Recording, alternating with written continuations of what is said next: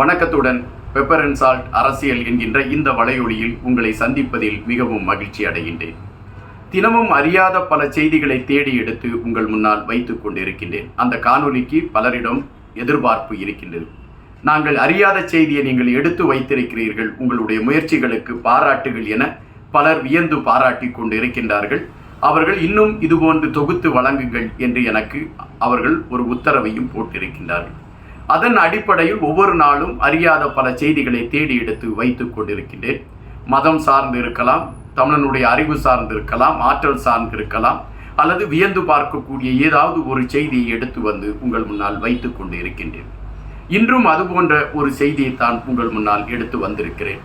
கண்டிப்பாக இந்த காணொலிக்குள் செல்வதற்கு முன்னால் உங்களுக்கு ஒரு கோரிக்கையை வைக்கலாம் என்று நினைக்கின்றேன். ஒரு கலைஞனை எடுத்துக்கொண்டால் மக்கள் கொடுக்கக்கூடிய கைதட்டு தான் அவனுக்கு மிகப்பெரிய பாராட்டு. என்ன விருதுகள் கிடைத்தாலும் மக்கள் கொடுக்கக்கூடிய கைதட்டில் தான் அவன் வியந்து போவான், அவன் கண்களில் கண்ணீர் வந்துவிடும். அதுபோன்ற ஒரு நிலைமையில் தான் நான் இருக்கின்றேன். தினமும் பல அறியாத தகவல்களை தொகுத்து வழங்கி கொண்டு இருக்கின்றேன். ஆனால் நீங்கள் பகிர்ந்து அளித்தால்தான் எனக்கான அடுத்த கட்ட தேடலுக்கு அது ஒரு ஊக்கத்தை கொடுக்கும். ஒரு வலையொலிக்கு நீங்கள் கொடுக்கக்கூடிய ஆதரவு என்பது அதை பகிர்ந்து அளிப்பது தான். நீங்கள் பகிர்ந்தளித்தால் நான் வெளியிடக்கூடிய காணொலிகள் அனைத்துமே உங்களை வந்தடையும். நீங்கள் அறியாத பல செய்திகளை நீங்கள் கேட்டுக்கொள்ளலாம். நீங்கள் மகிழுந்தில் செல்லும் பொழுதோ அல்லது பேருந்தில் செல்லும் பொழுதோ, நீங்கள் வேலையில் இருக்கக்கூடிய நேரத்திலே, உங்கள் பொழுதுபோகாத நேரத்திலோ, உங்களுடைய காதுகளில் நீங்கள் இணைப்புகளை வைத்துக்கொண்டு நான் சொல்லக்கூடிய செய்திகளை நீங்கள் கேட்டால் அறிவு சார்ந்த அல்லது நீங்கள் அறியாத ஒரு செய்தியை அன்று நீங்கள் அறிந்து கொண்டதாக இருக்கும். இன்று கூட ஒரு வியக்க வைக்க செய்திகளோடு தான் உங்கள் முன்னால் இருக்கின்றேன். நீங்கள் சீன பெருஞ்சுவரை பார்த்திருப்பீர்கள். இந்த பெருஞ்சுவர் மிக நீளமான ஒரு பெருஞ்சுவர். இந்த பெருஞ்சுவரை கட்டி முடிப்பதற்கு பல ஆண்டுகள் ஆனது என்று குறிப்பிடுகின்றார்கள். முதலில் ஆரம்பித்த மன்னன் ஒரு 6 கிலோமீட்டர் தூரத்திற்கு தான் கட்டி முடித்திருக்கிறார்.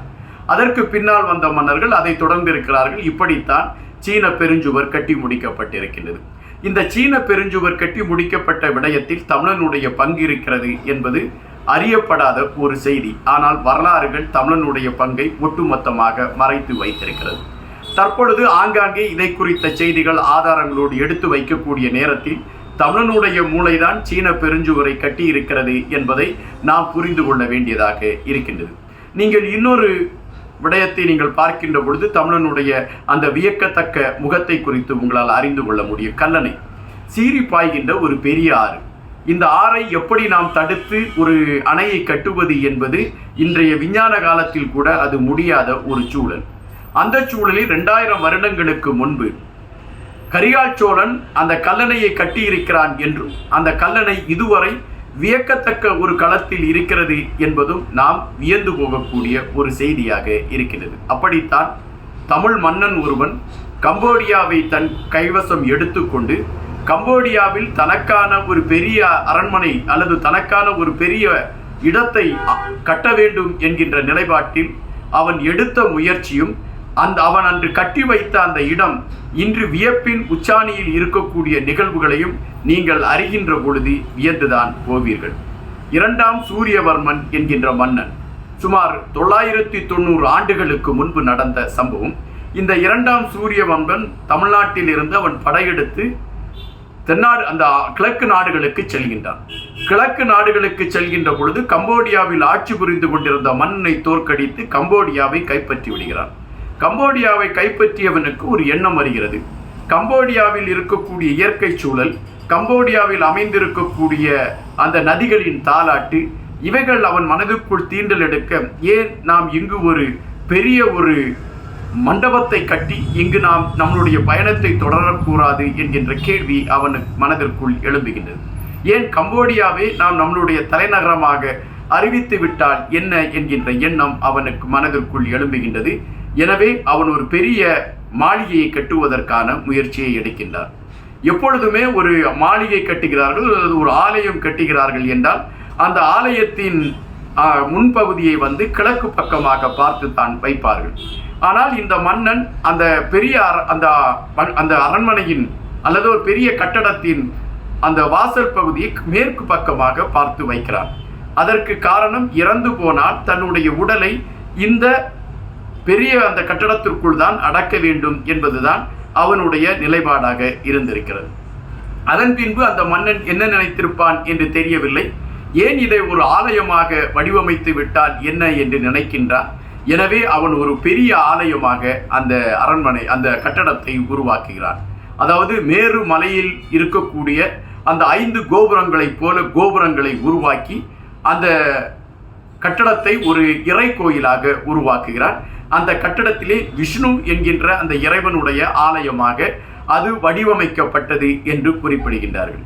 இது எல்லோரும் வைக்கக்கூடிய ஒரு ஆலயம் போலதான் இருக்கும் என்று நீங்கள் நினைந்தால் அங்குதான் ஒரு வியப்பின் செய்திகள் இருக்கின்றது. இந்த ஆலயம் சுமார் 36 கிலோமீட்டர் நீளத்தில் இருக்கிறது என்று குறிப்பிடுகிறார்கள். இந்த ஆலயத்தை முழுமையாக பார்க்க வேண்டும் என்றால் நீங்கள் வானத்தில் 1500 அடிகளுக்கு மேல் பறந்து கொண்டு பார்த்தால்தான் இந்த ஆலயத்தின் முழு பகுதியும் உங்களுக்கு தெரியும் என்று குறிப்பிடுகின்றார்கள். இந்த ஆலயத்தில் வடிவமைக்கப்பட்டிருக்கக்கூடிய கட்டடக்கலைகள், இந்த ஆலயத்தில் செதுக்கப்பட்டிருக்கக்கூடிய சிற்பக்கலைகள், இந்த ஆலயத்தில் வைக்கப்பட்டிருக்கக்கூடிய அந்த கற்களுடைய தோரணைகள், இவைகள் அனைத்துமே கட்டடக்கலைகளில் வியந்து பார்க்கக்கூடிய ஒன்றாக இருக்கிறது என்று குறிப்பிடுகின்றார்கள். அங்கோர் வாட் என்கின்ற அந்த ஆலயம் இன்றும் வியப்பின் ஆச்சரியக்குறிகளாக இருக்கிறது என்பதை நீங்கள் உணர வேண்டியதாக இருக்கின்றது. அந்த ஆலயத்தில் நீங்கள் திரும்பிய பக்கம் எல்லாமே சிலைகளை பார்க்கலாமாம். எந்த பக்கம் திரும்பினாலும் சிலைகள், எந்த பக்கம் திரும்பினாலும் ஆலயம் சார்ந்த விடயங்கள் என அந்த ஆலயம் அவ்வளவு தூரம் வடிவமைக்கப்பட்டிருக்கிறது. ஆனால் இந்த ஆலயத்தை ஆரம்பித்த 2ஆம் சூரியவர்மன் அந்த ஆலயத்தை கட்டி முடித்தானா என்றால் இல்லை. அல்லது அவனுடைய உடல் அந்த ஆலயத்திற்குள் கொண்டு போய் வைக்கப்பட்டதா என்றால் அது கேள்விக்குறி என்று குறிப்பிடுகின்றார்கள். அவன் ஆரம்பித்த அந்த ஆலயத்தை 37 வருடங்கள் மிகவும் போராடித்தான் அந்த ஆலயத்தை கட்டி முடித்திருக்கின்றார்கள். இன்று அந்த ஆலயம் யாருடைய கட்டுப்பாட்டில் இருக்கிறது, அல்லது இன்று அந்த ஆலயம் யாருடைய வழிபாட்டு தலமாக மாறியிருக்கிறது என்பதை பார்த்தால் நீங்கள் அசந்து போவீர்கள். காரணம், இன்று அது பௌத்தர்களுடைய வழிபாட்டு மையமாக மாறிவிட்டது. ஒரு தமிழ் மன்னன் விஷ்ணு என்கின்ற கடவுளை வழிபடுவதற்காக அமைக்கப்பட்ட ஆலயம், உலகத்தின் அதிசயங்களில் ஒன்றாக பார்க்கப்படுகின்ற ஆலயம், உலகத்தில் இருக்கக்கூடிய ஆலயங்களிலே மிகப்பெரிய ஒரு ஆலயம் என்கின்ற அடையாளத்தோடு இருந்த அந்த ஆலயம் ஒரு கட்டத்திலே பௌத்தர்களுடைய கைக்கு செல்கின்றது. தமிழன் என்கின்ற அடையாளம் மாற்றப்படுகின்றது. பௌத்தர்களுடைய கைக்கு செல்கின்ற அந்த ஆலயம் பௌத்தர்களுடைய வழிபாட்டு தலமாக மாறுகின்றது. தமிழன் எந்த கடவுளை மையப்படுத்தி கொண்டு அங்கு வைத்தானோ அந்த கடவுளுடைய அனைத்து விடயங்களும் அப்புறப்படுத்தப்படுகின்றது. பௌத்தர்களுடைய செயல்பாடுகள் அங்கு முன்னுரிமை பெறுகின்றது. ஆனால் காலம் கடந்தும் சூரியவர்மன் என்கின்ற அந்த மன்னனை குறித்து அந்த கம்போடியா இன்றும் பறைசாற்றி கொண்டிருக்கின்றது. அதற்கு இந்த கட்டடக்கலை ஒரு சாதனையாக விளங்கி கொண்டு இருக்கின்றது. தமிழன் என்கின்ற பொழுது நம்மை ஒரு குறைத்து மதிப்பிடுவது வாடிக்கையாகவே இருக்கிறது. ஒரு பெரிய கட்டடத்தை பார்த்தாலோ, ஒரு விஞ்ஞானத்தின் வியப்பு பக்கங்களை பார்த்தாலோ, இதை அவர்கள் செய்திருப்பார்கள், இதை இவர்கள் செய்திருப்பார்கள் என்று வேற்று நாடுகளின் மீதுதான் நம் பார்வை செல்கின்றது. ஆனால் நாம் சார்ந்தவர்கள், நம்மை சார்ந்தவர்கள் இது போன்ற அதிசயங்களை அமைத்து கொண்டே இருந்திருக்கிறார்கள் என்பதை பார்க்கின்ற பொழுது நாம் வியந்துதான் நிற்கின்றோம். அங்கோர் ஆலயம் இன்றும் வியப்பின் ஆச்சரியக்குறிகளாக இருக்கின்றது என்பதை நீங்கள் புரிந்து கொள்ள வேண்டும். இன்னும் தேடுவோம். பல செய்திகளோடு தினம் தினம் உங்களை சந்திப்போம். பகிர்ந்தளியுங்கள். உங்களோடு நாங்கள் பயணித்துக் கொண்டே இருப்போம். நன்றியுடன் இன்பா.